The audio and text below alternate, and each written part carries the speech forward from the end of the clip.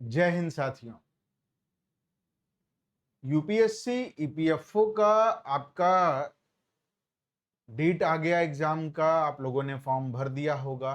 बहुत सारे लोग ऐसे होंगे जो एसएससी सीजीएल वाले होंगे, तैयारी कर रहे होंगे। अब उनके मन में एक बड़ा सवाल उठता है कि क्या इसमें सिमिलैरिटीज हैं, क्या ईपीएफओ और एसएससी सीजीएल में क्या अंतर है, क्या डिफिकल्टीज है।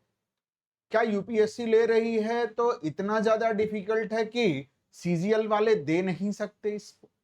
एक बड़े सवाल जो है लगातार आ रहे थे। इन्हीं सब सवालों के जवाब के लिए मैं डॉक्टर अभिषेक अजय सिंह आप लोगों के साथ जुड़ रहा हूं और पूरा डिटेल में हर एक चीज आप लोगों को समझाने वाला हूं। चलिए समझते हैं इसको। भाई, आप लोगों को एक कंफ्यूजन क्यों रहता है, एक why you confused between UPSC EPFO and SSC CGL exam, है ना। कंफ्यूजन क्यों होता है? क्योंकि दोनों परीक्षाएं वो ग्रेजुएट स्तर की सरकारी भर्ती के लिए होती हैं और दोनों में सामान्य बुद्धिमत्ता, गणित और अंग्रेजी यानी इंग्लिश की टेस्टिंग होती है और इसीलिए पर्सपेक्टिव में आपको ओवरलैप दिखाई देता है। बोथ हैव सिमिलैरिटीज बट की डिफरेंसेस मैटर। यहां पर एक बात समझनी जरूरी है कि समानताएं हैं, पर सिलेबस की अगर हम बात करें, नौकरी के प्रकृति की बात करें, चयन के प्रक्रिया की बात करें, पोस्ट विशेष की अपेक्षाओं की अगर हम बात करें तो वो अलग अलग होती। और यही अंतर आपके तैयारी की रणनीति को बदल करके रख देता है। Let's break it down step by step. इस लेक्चर में मैं आपको हर एक पॉइंट को डिस्कस करूंगा, बाइलिंगुअली इंटरप्रेट करूंगा कि किस विषय पर आपको कितना फोकस करना है, किस तरह के प्रश्न अधिक आते हैं और तैयारी के प्रैक्टिकल टिप्स भी आपको दूंगा ताकि आप तय कर सकें कि कौन सी परीक्षा के लिए आप कौन से अप्रोच के साथ जाएं ताकि बेहतर रिजल्ट लेकर के आए, है ना। जैसे सिमिलैरिटीज की अगर हम बात करें, ईपीएफओ और सीजीएल दोनों के एग्जाम में क्या सिमिलैरिटीज हैं, तो मैथ और रीजनिंग की अगर हम बात करें, मैथ और रीजनिंग में परसेंटेज, टाइम और वर्क की अगर हम बात करें, परसेंटेज, टाइम और वर्क, परसेंटेज दोनों परीक्षाओं में प्रतिशत निकालने के लिए लाभ हानि से जुड़े हुए जो सवाल आते हैं वो पूछे जाते हैं। इसके अलावा छूट क्या है, ब्याज क्या है, इन सब पर प्रश्न आते हैं, दोनों परीक्षाओं में आते हैं। परसेंटेज का मतलब ये, और ये दोनों में सिमिलर तरीके के सवाल पूछे जाते हैं। जब हम टाइम एंड वर्क की बात करते हैं तो कार्य दक्षता क्या है, पुरुष और महिला पर आधारित जो सवाल हैं वो पूछे जाते हैं कि प्रतिदिन जो काम करने वाले उस पर प्रश्न आते हैं। पाइप और टंकी के ऊपर जो सवाल होते हैं वो आते हैं। गति और दूरी से जुड़े हुए सवाल आते हैं। तो इस तरीके के सवाल आपको पूछे जाते हैं। कोडिंग, डिकोडिंग एंड सिलोगिज्म की अगर हम बात करें, कोडिंग डिकोडिंग का मतलब हो गया कि शब्दों या संख्याओं को कोड में बदलने या कोड से असली रूप में जो पहचानने वाले प्रश्न हैं वो आते हैं। सिलोगिज्म का मतलब होता है कि जैसे सभी ए बी हैं या कुछ ए सी नहीं है, जैसे तर्क आधारित कथन देकर के निष्कर्ष निकालने वाले जो सवाल हैं, इस तरीके के सवाल आते हैं। अब एसएससी सीजीएल टीयर 1 और इसके ईपीएफओ के क्वांट और रीजनिंग की अगर हम बात करें तो सीजीएल के जो टीयर 1 के परीक्षा का स्तर लगभग ईपीएफओ के क्वांटिटेटिव एप्टीट्यूड और जनरल मेंटल एबिलिटी के जो सवाल आते हैं उसके बराबर। इंग्लिश की अगर हम बात करें तो इंग्लिश में ग्रामर का पोर्शन, ग्रामर में टेंस आप पढ़ते हैं, आर्टिकल, प्रीपोजिशन, वाइस, नरेशन, इन सब पर सवाल आते हैं और दोनों में सिमिलर तरीके से सवाल पूछे जाते हैं। जब हम वोकेबुलरी की बात करते हैं यानी शब्दावली आपके पास कितनी है इंग्लिश में, उसकी बात करते हैं। जैसे सिनोनिम्स, सिनोनिम्स का मतलब होता है समानार्थी शब्द, या एंटोनिम्स कि विपरीत वाले जो शब्द होते हैं, या वन वर्ड सब्स्टिट्यूशन की एक शब्द के लिए जो है कई शब्द लिखे रहेंगे, वन वर्ड सब्स्टिट्यूशन उसके लिए चाहिए, एक वाक्य के लिए एक सिंगल जो है वर्ड आपको आना चाहिए। इस तरीके के वोकेबुलरी रिलेटेड सवाल पूछे जाते, सिनोनिम्स इंटोनिम्स हो गए, वन वर्ड सब्स्टिट्यूशन हो गए, और भी सवाल। कंप्रीहेंशन की अगर हम बात करें तो एक छोटा सा पैरा दिया जाता है, पैराग्राफ दे करके उस पर आधारित सवाल पूछे जाते हैं ताकि समझने की क्षमता आपकी जांची जा सके। और ये आपके सीजीएल में भी आता है और आपके ईपीएफओ में भी। करंट इस इवन जो है, अगर हम करंट इवेंट्स की बात करें तो करंट इवेंट्स में स्कीम्स, अवार्ड्स और न्यूज के ऊपर सवाल आते हैं। स्कीम्स का मतलब हो गया कि केंद्र और राज्य सरकार की जो नई योजनाएं और कार्यक्रम हैं उनके ऊपर। अवार्ड्स का मतलब राष्ट्रीय और अंतरराष्ट्रीय स्तर के जितने भी, जैसे खेल पुरस्कार हो गए, साहित्य क्षेत्र में जो पुरस्कार दिए जाते हैं, या विज्ञान या अन्य किसी क्षेत्र में जो पुरस्कार दिए जाते हैं अवार्ड्स में, वो सब सवाल आते हैं। न्यूज की अगर हम बात करें तो जो हाल की महत्वपूर्ण घटनाएं हैं उन पर सवाल आता है, राजनीति की घटनाओं पर, खेल की घटनाओं पर, साइंस एंड टेक्नोलॉजी से रिलेटेड जो इवेंट्स होते हैं उन पर, और इंटरनेशनल रिलेशंस के ऊपर जो न्यूज करंट में बनी हुई होती, इन पर सवाल पूछे जाते हैं। EPFO aids focus on social issues. EPFO में अतिरिक्त सामाजिक मुद्दों पर फोकस करना होता है, खास करके सामाजिक आर्थिक विषयों जैसे श्रम कानून से संबंधित चीजें हो गई, या महिला एवं बाल विकास अधिकार से संबंधित चीजें हो गई, इन पर आपको फोकस करना होता है ताकि सामाजिक न्याय या कल्याणकारी योजनाओं, इन पर जो है ईपीएफओ में ज्यादा जोर दिया जाता है। ईपीएफओ की परीक्षा में आपको इसको जो है ध्यान में रखना होता है। What's different. अब आते हैं क्या क्या ईपीएफओ और सीजीएल की परीक्षा में अंतर है, क्योंकि एक बड़ा सवाल आता है सर अंतर बता दीजिए दोनों में। जब हम ईपीएफओ की बात करते हैं तो उसमें कुछ टॉपिक केवल और केवल ईपीएफओ में, वो सीजीएल में नहीं है, जैसे लेबर लॉ हो गया या सोशल सिक्योरिटी के टॉपिक हो गए। अब लेबर लॉ में क्या है, श्रम से जुड़े हुए कानून चूंकि ईपीएफओ में बहुत महत्वपूर्ण स्थान रखते हैं, जिसमें factory act, trade union act, minimum wages act या ईपीएफ मिसलेनियस प्रोविजन एक्ट जैसे कानून जो है वो पूछे जाते हैं। जैसे सवालों की अगर हम प्रकृति की बात करें तो किस तरीके के सवाल आ सकते हैं कि किस अधिनियम में कितनी छुट्टी का प्रावधान है, मजदूरों के अधिकार क्या हैं, यूनियन से जुड़ी हुई शर्तें क्या हैं, इस तरीके के सवाल आ सकते हैं। जब हम सोशल सिक्योरिटी की बात करते, यानी सामाजिक सुरक्षा की बात करते, और ईपीएफओ का सबसे मुख्य विषय ही सोशल सिक्योरिटी माना जाता है। इसमें पेंशन स्कीम्स आती हैं, प्रोविडेंट फंड्स आते हैं, और जो इंश्योरेंस है वर्कर्स के लिए वो आते हैं, मैटरनिटी बेनिफिट के लिए जो सरकार द्वारा और अन्य संस्थाओं के लिए जो प्रयास किए गए हैं उन पर सवाल आते हैं कि सरकार किस तरीके से वर्कर्स को और जो मजदूर हैं उनको सोशल सिक्योरिटी देती है, सामाजिक सुरक्षा देती है, उस पर आधारित सवाल यहां पर पूछे जाते हैं। जब हम बात करते हैं अकाउंटिंग की, अकाउंटिंग यानी लेखांकन बोलते हैं इसको, ईपीएफओ में बेसिक अकाउंटिंग के सवाल पूछे जाते हैं, जैसे जर्नल एंट्रीज के ऊपर या बैलेंस शीट के ऊपर, कैश फ्लो के ऊपर सवाल आएगा, एसेट एंड लायबिलिटीज से की समझ आपकी कितनी, उसके ऊपर सवाल आता है। एक्चुअल में क्या होता है ना कि ईपीएफओ में आपको वित्तीय दस्तावेजों की समझ बखूबी होनी चाहिए ईपीएफओ एग्जाम के लिए, और ये सवाल आपके इसी कैपेबिलिटी की जांच करते हैं कि क्या वित्तीय दस्तावेजों की समझ आपके पास है। जब हम ऑडिटिंग की बात करते हैं तो ईपीएफओ में होता क्या है कि आप ऑडिट प्रक्रिया को समझते हैं कि नहीं, ये देखा जाता है। इसमें internal audit, external audit, errors है कि नहीं, फ्रॉड किस प्रकार से हो रहे हैं, उनको कैसे चेक एंड बैलेंस किया जाए, इस पर, या ऑडिट के जो प्रिंसिपल्स हैं इन पर सवाल पूछे जाते हैं। इन सभी से रिलेटेड सवाल आपको पूछ लिए जाते हैं। इंश्योरेंस की अगर हम बात करें तो ईपीएफओ में जो बीमा योजनाएं हैं वो बहुत महत्वपूर्ण विषय के रूप में जानी जाती है, जैसे लाइफ इंश्योरेंस हो गया, हेल्थ इंश्योरेंस हो गया, या जनरल इंश्योरेंस पॉलिसीज हो गई। जो अलग अलग पॉलिसीज हैं इनका जो है वर्कर्स के सिक्योरिटी में, उनके ग्रोथ में, और फाइनली इंडिया के इकोनॉमिक ग्रोथ में क्या योगदान है, इस पर सवाल। स्टैटिस्टिक्स की अगर हम बात करें तो जैसा सांख्यिकी आप लोगों ने पढ़ा होगा, इसमें mean, median, mode, probability, correlation और रिग्रेशन जैसे टॉपिक्स डाले गए। अब मीन, मीडियन, मोड और इन पर सवाल क्यों आते हैं? क्योंकि कर्मचारियों से जुड़े हुए आंकड़ों का विश्लेषण करना आपको आता है कि नहीं, इसलिए आपको मीन, मीडियन, मोड हो गया, प्रोबेबिलिटी हो गया, कोरिलेशन हो गया या रिग्रेशन हो गया, इन सब पर सवाल आते हैं।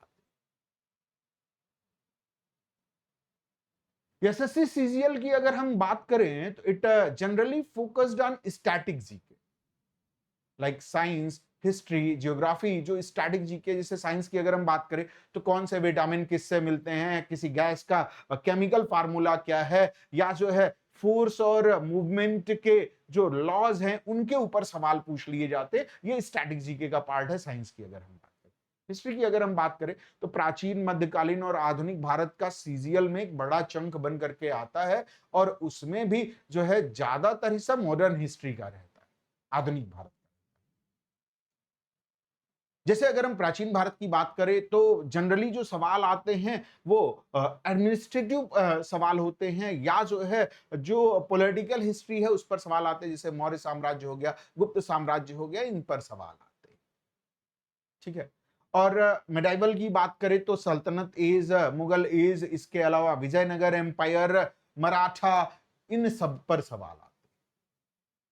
जब हम मॉडर्न इंडिया की बात करते हैं तो हमारा स्वतंत्रता संग्राम कैसा रहा, किस तरीके से चला हुआ है, क्या ब्रिटिशर्स की पॉलिसीज रही हैं, उन पर सवाल आते हैं। गांधीयन एंड नेहरूवियन जो मूवमेंट रहे उन पर सवाल आते हैं। जियोग्राफी की बात करें तो भारत एवं विश्व का भूगोल, यह भी जो है सीजीएल का एक बहुत फोकस्ड एरिया, बड़े सारे सवाल यहां पर आते हैं। जैसे नदियों की स्थिति, पर्वतों की स्थिति, जलवायु की स्थिति, प्राकृतिक संसाधनों की स्थिति, कृषि की स्थिति क्या है, खनिज की स्थिति क्या है, इन सब पर सवाल जो है ज्योग्राफी में पूछे जाते हैं। तो अगर आप दोनों सिलेबस की तुलना करेंगे ना तो ईपीएफओ जो है वो ज्यादा प्रोफेशनल और नौकरी संबंधी विषयों पर केंद्रित सवालों के लिए जो है पेपर बनाता है, जबकि सीजीएल की जब हम बात करते हैं तो जनरल नॉलेज और पारंपरिक विषय जैसे हिस्ट्री, जियोग्राफी, साइंस हो गया, इन पर ज्यादा ध्यान देता है। सो स्टैटिक पोर्शन पर वो ज्यादा ध्यान देता है। ठीक है। जैसे अगर हम बात करें हिस्ट्री की, तो हिस्ट्री में ईपीएफओ में डिटेल्ड इंडियन फ्रीडम स्ट्रगल, जबकि एसएससी सीजीएल जो है वो बॉर्डर कवरेज करता है। ईपीएफओ की जब हम बात करते हैं तो इसमें भारतीय स्वतंत्रता संग्राम यानी इंडियन फ्रीडम स्ट्रगल के ऊपर बहुत ही डेप्थ नॉलेज वाले सवाल पूछे जाते हैं। जैसे कांग्रेस के जो अधिवेशन हुए उन पर, क्रांतिकारी आंदोलनों के ऊपर, गांधी और नेहरू की नीतियों के ऊपर, सामाजिक सुधार आंदोलनों के ऊपर। यानी यहां पर आपको स्वतंत्रता संग्राम की घटनाओं, नेताओं और आंदोलनों पर अधिक फोकस करना हो। जबकि एसएससी सीजीएल की अगर हम बात करें तो इतिहास का जो है अगर हम कवरेज देखें तो ब्रॉडर कवरेज लेकर के चलता है, बहुत ज्यादा कवरेज लेकर के चलता है। इसमें हड़प्पा एज भी आपको पढ़ना है, मौर्यन एज भी पढ़ना है, गुप्ता एज भी पढ़ना है, दिल्ली सल्तनत भी पढ़ना है, मुगल भी पढ़ना है, और पूरा का पूरा मॉडर्न हिस्ट्री भी पढ़ना है, इंक्लूडिंग फ्रीडम स्ट्रगल।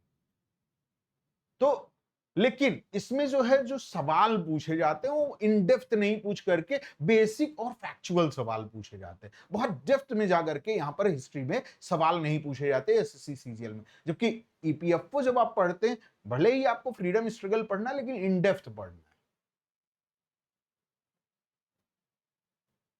जब हम बात करते हैं पॉलिटी की, तो पॉलिटी में ईपीएफओ में डीपर फाइनेंस, डीपर नॉलेज की बात करता है, जैसे फाइनेंस कमीशन एटसेट्रा, इन सब की बात करता है।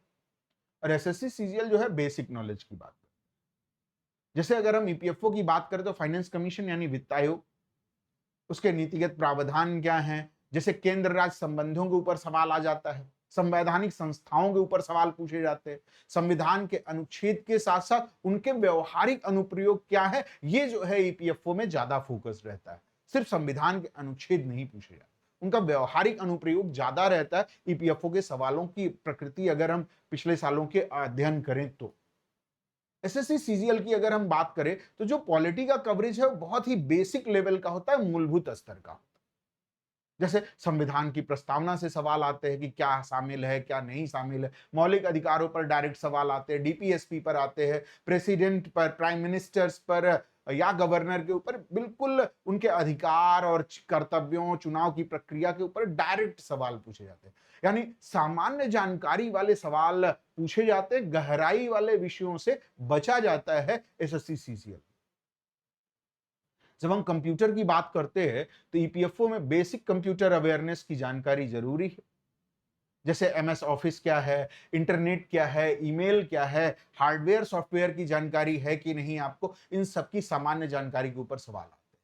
क्योंकि आप आज के डेट में डिजिटली हर चीज का डिजिटलाइजेशन हो रहा है, तो आप डिजिटली साक्षर हैं कि नहीं, आपकी डिजिटल साक्षरता को, कंप्यूटर साक्षरता को जांचने के लिए हल्के फुल्के सवाल आते कि नहीं आपको बेसिक चीजें पता है ऐप रनिंग का, और उसमें कुछ एक बेसिक चीजें जो होती हैं, जो इंटरनेट और ईमेल और हार्डवेयर और सॉफ्टवेयर से रिलेटेड होती, उन पर सवाल आते।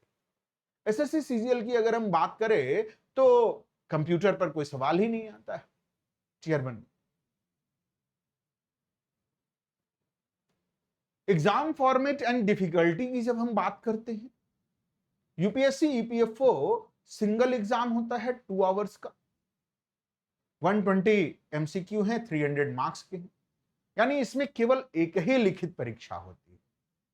जैसे एसएससी सीजीएल में क्या टीयर 1 है, टीयर 2 है, फिर टीयर 3, दुनिया भर की चीजें कि भाई जो जो है ईपीएफओ की अगर हम बात करें तो सिंगल एग्जाम, जो इसमें पास हो गया इस सिंगल एग्जाम में उसे इंटरव्यू के लिए बुलाया जाता है, इंटरव्यू के बाद डॉक्यूमेंट वेरिफिकेशन के लिए बुलाया जाता है। अब ये 2 घंटे का जो पेपर होता है इसमें 120 एमसीक्यू दिए जाते हैं और 120 मिनट हैं, 120 सवाल 120 मिनट में आपको करने हैं। और 300 मार्क्स, यानी हर एक क्वेश्चन कितने मार्क्स का हो गया, 2.5 मार्क्स का। इसमें नेगेटिव मार्किंग भी है 1/3 यानी 0.25 या जो है 1/3 तक कट सकता है। अब एक खास बात ध्यान में रखे रहिएगा, यहां पर जब हम एसएससी सीजीएल की बात करते तो ये मल्टी स्टेज एग्जाम है। टीयर 1 है, टीयर 2 है, टीयर 3 है एंड सो ऑन। कभी कभी तो टीयर 4 भी आ जाता है, जो skill test and computer proficiency का जो टेस्ट होता है। ठीक है, टीयर 2 की अगर हम बात करें तो मेंस, जो टीयर 1 है वो प्रारंभिक परीक्षा होती है, ऑब्जेक्टिव टाइप की होती है। टीयर 2 मेंस बोला जाता है, जो आपके इन डेप्थ नॉलेज को टेस्ट करता है। टीयर 3 लाया गया है, डिस्क्रिप्टिव पेपर्स लाए गए हैं, जैसे एस्से हो गया, लेटर राइटिंग हो गया, इस तरीके के सवाल लाए गए हैं टीयर 3 के लिए। कुछ एक में टीयर 4 भी होता है, जिसमें स्किल टेस्ट होते हैं, कंप्यूटर प्रोफिशिएंसी आपको मापी जाती है, उसको टीयर 4 समझ लीजिए। सो यहां पर एसएससी सीजीएल का जो टीयर 2 की तैयारी करने वाले लोग हैं, समझ लीजिए वो ईपीएफओ से ज्यादा टफर पेपर दे रहे हैं। क्योंकि एसएससी सीजीएल का जो टीयर 2 का पेपर है वो ईपीएफओ की तुलना में ज्यादा कठिन माना जाता है। So phase 2 is tougher than EPFO, क्योंकि इसमें एडवांस मैथ आ रही है, इंग्लिश के कंप्रीहेंशन और डाटा इंटरप्रिटेशन पर बहुत ज्यादा फोकस किया जाता है।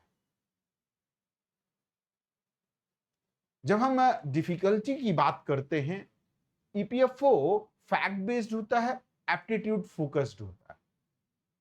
यानी ईपीएफओ के परीक्षा में जब आप सवाल देखते हैं तो ज्यादातर फैक्ट होते हैं, करंट इवेंट्स और बेसिक एप्टीट्यूड जो मैथ और रीजनिंग पर बेस्ड होते हैं, उन पर सवाल किए जाते हैं। सवाल सीधे सीधे होते हैं, बहुत ज्यादा ट्रिकी सवाल नहीं होते। तो इसकी तैयारी करने के लिए आपको याददाश्त अच्छी होनी चाहिए, बेसिक लॉजिक मजबूत रखना है, क्योंकि इन डेप्थ जाते हैं फैक्ट को लेकर के। जबकि अगर हम एसएससी सीजीएल की बात करें तो प्रोग्रेसिव डिफिकल्टी देखने को मिल रही है, कठिनाई का स्तर धीरे धीरे बढ़ता चला गया। और हर एक टीयर में अगर आप टीयर 1 की बात करें तो आसान से लेकर के इजी टू मीडियम लेवल का होता है। जब टीयर 2 की बात करते तो और ज्यादा डेप्थ चला जाता है, ज्यादा कठिन होते। यानी शुरुआती दौर में आपको ज्यादा इजी होता है as compare to the latter stages, tier 2 and so on. ठीक है। सो प्रोग्रेसिव डिफिकल्टी दिखाई देती है एसएससी सीजीएल के अलग अलग टीयर्स में। अब एक खास बात समझिए गेसवर्क को लेकर के, EPFO syllabus look simple on paper. कागज पर अगर आप ईपीएफओ का सिलेबस देखेंगे तो आपको बहुत आसान और बहुत छोटा सा सिलेबस लगता है। हेडिंग देख करके लगता है कि आपको बहुत कम समय में तैयारी कर लेंगे। जैसे क्वांटिटेटिव एप्टीट्यूड या रीजनिंग एबिलिटी जैसे ब्रॉड टॉपिक देख करके आप सोच सकते हैं कि वही स्टैंडर्ड टॉपिक है जो किसी भी सामान्य परीक्षा में आते हैं। तो एक खास बात समझिए, केवल पहली नजर में आसान लगता है, जब आप वास्तविक परीक्षा के पेपर देखते हैं ना तो प्रश्न उतने सीधे नहीं होते जितना आप सोचते हैं। ऑफिशियल सिलेबस की अगर हम बात करें, ओनली ब्रॉड हेडिंग्स, आधिकारिक का वेबसाइट या नोटिफिकेशन में सिलेबस सिर्फ ब्रॉड हेडिंग्स के रूप में बताया गया है। कोई डिटेल टॉपिक या सब टॉपिक नहीं बताया गया वहां। जैसे जनरल इंग्लिश लिखा गया, अब जनरल इंग्लिश में क्या ग्रामर, वोकेबुलरी, कंप्रीहेंशन या एसे या लेटर राइटिंग में से क्या आएगा ये स्पष्ट नहीं। तो बिना प्रॉपर गाइडेंस के आप ये पता ही नहीं लगा सकते कि कौन से टॉपिक पर फोकस करना है, कौन से टॉपिक को छोड़ देना है। Because real depth is hidden trap for aspirants. तो एक्चुअल में क्या है ना, असली कठिनाई क्या है, डेप्थ सिलेबस के पीछे छुपी हुई है। परीक्षा में वही जो सिंपल से दिखने वाले टॉपिक्स होते हैं बहुत कठिन होते हैं, ट्विस्टेड टाइप के हो जाते हैं। कैलकुलेशन या रीजनिंग पजल्स के साथ जब वो आते हैं ना तो दिमाग को घुमा के रख देते हैं। और आते हुए सवाल में एस्पिरेंट्स आसानी से कंफ्यूज हो जाते हैं और गलत तरीके से प्रिपरेशन करने के कारण ट्रैप हो जाते हैं। तो अगर आप ये सोचते हैं कि तैयारी आसान है और एग्जाम में स्कोर करना बहुत इजी है, तो जैसे ही जो है आप हिडन डेप्थ में के ट्रैप में आते हैं तो आपकी कहानी खराब हो जाती है। तो एग्जाम में सही स्कोर करने के लिए प्रॉपर गाइडेंस की जरूरत है। अगर गलत गाइडेंस मिला तो कहानी पूरी बर्बाद।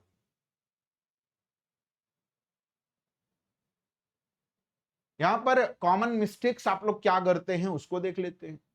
स्टडीइंग टू वाइड, आम गलतियां क्या है, कभी कभी क्या कई लोग सोचते हैं कि जितना पढ़ेंगे उतना बेहतर हो। तो आपके पास समय भी उतना नहीं है, आपकी एनर्जी बहुत बर्बाद होती है। पता चलता है कि आप जितना पढ़ेंगे उतना बेहतर है वाली रणनीति पर अगर आप चलेंगे तो आपकी समय और एनर्जी दोनों बर्बाद हो रही है। क्योंकि बहुत सारे टॉपिक्स में अगर आप हाथ डाल रहे हैं तो कोई भी टॉपिक आपको बहुत अच्छे से समझ में नहीं आता है। और मैंने कहा कि सवाल कहां से आ रहे हैं, अगर आप प्रीवियस एनालिसिस करें तो इन डेप्थ जाकर के पूछ रहे हैं, तो अच्छे से टॉपिक को की समझ होनी चाहिए आपको।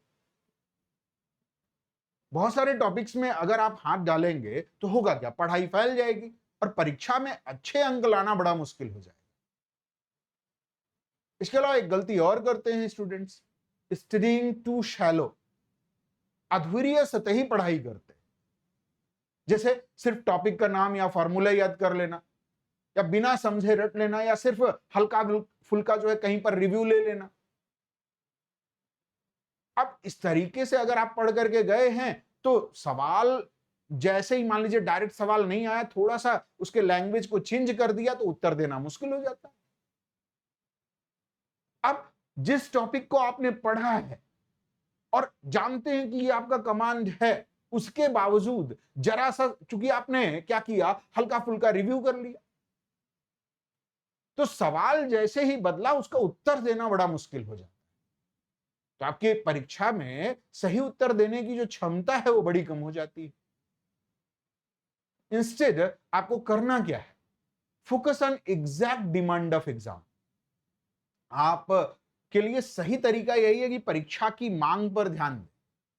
अब परीक्षा के सिलेबस और पिछले साल के प्रश्न पत्रों को ध्यान से देखें। सिर्फ वही टॉपिक गहराई से पढ़ें जो परीक्षा में ज्यादातर पूछे जाते हैं। समय और ऊर्जा दोनों का सदुपयोग कीजिए। कम पढ़ाई में ज्यादा प्रभावी परिणाम आएगा जब आप सही सदुपयोग करेंगे। अब एक सवाल आता है कि पढ़ें फिर क्या, तो decoding the syllabus, we broke down the real EPFO syllabus. हमने पूरे सिलेबस को इंपॉर्टेंट जो उसके चंक हैं उनको बांटा हुआ है, हर विषय को अलग अलग समझा है ताकि ये पता चल सके कि परीक्षा में कौन कौन से हिस्से ज्यादा महत्वपूर्ण। एक्चुअल में सिलेबस को समझना इतना महत्वपूर्ण है क्योंकि होता क्या है कि जब आप सिलेबस के डेप्थ में जाते हैं तो बहुत जटिल बना बैठते हैं। यहां पर जब हमने उसको ब्रेक डाउन किया आप लोगों के लिए, तो आपको आसान और समझने योग्य बनाने के लिए उसको ब्रेक डाउन किया। ठीक है, तो ताकि आपकी तैयारी बेहतर हो सके। अब हमने कैसे इसको तोड़ा है, topic by topic based on exams. जैसे हर टॉपिक को उसके महत्व और परीक्षा में पूछे जाने की संभावना के हिसाब से हमने देखा और तब रखा। ठीक है, केवल वही टॉपिक जो परीक्षा में जरूरी हैं, जिनको लगता है कि नहीं इस पर आपको बेहतर तरीके से तैयारी हो सकती है और ज्यादातर सवाल यहां से आएंगे और इन पर आपको जनरली इन डेप्थ मटेरियल नहीं मिलेगा, उनको हमने प्राथमिकता दी। So not everything, only the right things. सब कुछ नहीं, केवल सिर्फ सही चीजें क्या है। मतलब सिलेबस का हर छोटे बड़े हिस्से को पढ़ने की जरूरत नहीं है, केवल उन टॉपिक पर फोकस किया गया है जो आपके एग्जाम में हाई प्रोबेबिलिटी के साथ आते हैं। इससे आपकी प्रिपरेशन स्मार्ट और टाइम इफिशिएंट बनती है। So not you have clarity and direction, now you have clarity and direction. अब आपके पास इतना तो मैंने बता दिया कि आपके पास स्पष्टता और दिशा तो समझ में आ जाए, क्योंकि ईपीएफओ और एसएससी सीजीएल के बीच समानता और अंतर को समझ करके परीक्षा की रणनीति बनाना तो आपके लिए आसान हो जाएगा। फिर आपको यह समझना कि किस टॉपिक पर ध्यान देना जरूरी है, कौन से सवाल अधिक महत्वपूर्ण हैं, आपकी तैयारी की दिशा निर्धारित हो जाएगी। क्योंकि बिना दिशा के अगर आप पढ़ाई कर रहे हैं तो आपकी समय और ऊर्जा दोनों बर्बाद होते हैं। अब आप जान करके पढ़ाई कर पाएंगे तो बेहतर तरीके से पढ़ाई करेंगे। So prepare smarter not harder. Smart तरीके से तैयारी करें। स्मार्ट का मतलब क्या, simple, moral, accountable, reliable and transparent. So केवल कठिन मेहनत पर्याप्त नहीं है, जरूरी है कि आप स्मार्ट तरीके से पढ़ें। कठिन टॉपिक्स को समझने के लिए बेहतर रणनीति अपनाएं, जैसे शॉर्टकट्स, प्रैक्टिस सेट्स और पिछले वर्ष के प्रश्न पत्र लगाएं, क्वेश्चन पेपर लगाएं, ताकि आपके टाइम एंड एनर्जी, बहुत कम टाइम बचा हुआ है, तो आपकी टाइम एंड एनर्जी का सही इस्तेमाल करके कम समय में आप अधिक तैयारी कर पाए। Make your EPFO attempt count. अपने ईपीएफओ के प्रयास को कम से कम सार्थक तो बनाइए, क्योंकि आपके स्टडी सेशन और प्रैक्टिस टेस्ट जो प्रोवाइड किया जा रहा है उसका एक उद्देश्य है। याद रखिए, केवल परीक्षा में बैठना पर्याप्त नहीं होता है, आपका प्रयास बेहद प्रभावी और परिणामदायक होना चाहिए। सो लक्ष्य को स्पष्ट रखिए। ईपीएफओ की परीक्षा में सफल होना और हर दिन की तैयारी आप हमारे साथ करेंगे तो आप अपने लक्ष्य के करीब जाएंगे। ठीक है ना, तो ये काम आप जरूर करिए, साथ में जुड़िए। हम कोशिश करेंगे कि आपको हर एक चीज बेहतर तरीके से कराई जाए। ठीक है, तो होपफुली ये पूरा का पूरा आपको समझ में आया होगा गाइस। Thank you. जय हिंद साथियों।